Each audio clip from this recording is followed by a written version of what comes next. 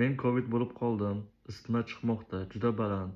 Holsizman. Doktorga borsam, bittalar sistema oling deydi, bittalari olmang. O'pkaga suv to'planadi deyishdi.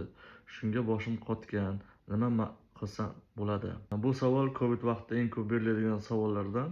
Tomirdan quyiladigan kapelnitsalar, infuzion terapiyalar o'zi kerakmi yo'qmi? Covid vaqtida o'pkaga suv to'planishi uchun birinchidan ko'p miqdorda suyuqlik quyish kerak yoki bemorda yurak yetishmovchiligi bor bo'lishi kerak yoki buyrak funksiyasi bilan bog'liq muammolar bo'lishi kerak.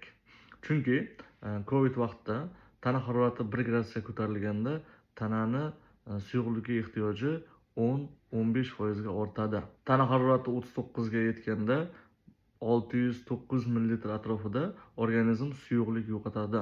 Bundan tashqari, bu Covid vaqtida va isitma vaqtida juda ko'p terlash kuzatiladi. Terlagan odamda suyuqlik ko'p yo'qotiladi.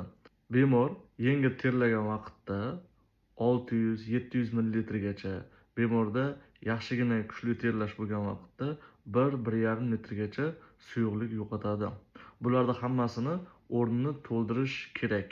Og'izdan ichishda o'zi ko'pincha yetarli bo'lmay qolishi mumkin. Covid vaqtida bemorda eng og'irlashtiradigan narsa bu virusemiya davrida fibrin sukuskalarida butun organizm bo'ylab, xususan o'pka bo'ylab ko'plab hosil bo'lishi RDS sindromiga sababchi bo'ladi va interstitsial pnevmoniya keltirib chiqaradi. Bu vaqtda organizm yo'qotadigan suyuqlik bu jarayonni tezlashtiradi va og'irlashtiradi. Shuning uchun ba'zida bu vaqtda suyuqlik quyish kerak. Yengil Covidlarda 1,5 litrdan 3 litrgacha shifokor nazoratida infuzion terapiya o'tkazish mumkin. Agarda jarayon og'ir bo'ladigan bo'lsa, 1-1,5 litrgacha infuzion terapiya o'tkazsa bo'ladi.